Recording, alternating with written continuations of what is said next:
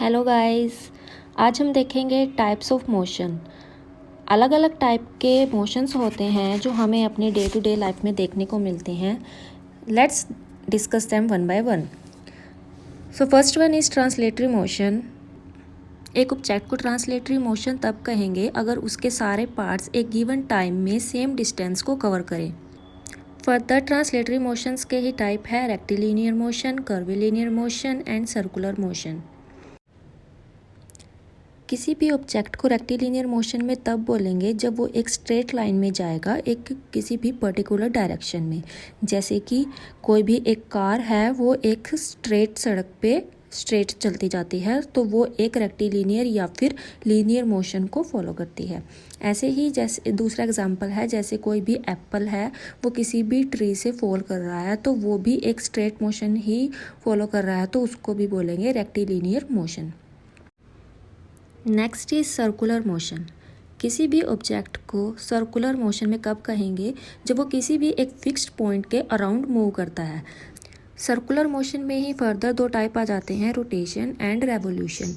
जब अर्थ अपनी ही एक्सिस पे घूमती है तो उस मूवमेंट को बोलते हैं रोटेशन, और जब अर्थ सन के अराउंड मूव करती है तो उसको बोलते हैं रेवोल्यूशन।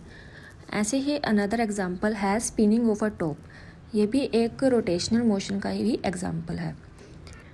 Curvilinear motion. किसी भी ऑब्जेक्ट को कर्विलिनियर मोशन में तब बोलेंगे जब वो किसी भी एक कर्व्ड पाथ पे मूव करेगा। जैसे कि कोई एक ट्रेन है वो किसी भी एक कर्व ट्रैक पे मूव करती है, ना कि स्ट्रेट पाथ पे, तो ऐसे मोशन को बोलेंगे हम कर्विलिनियर मोशन।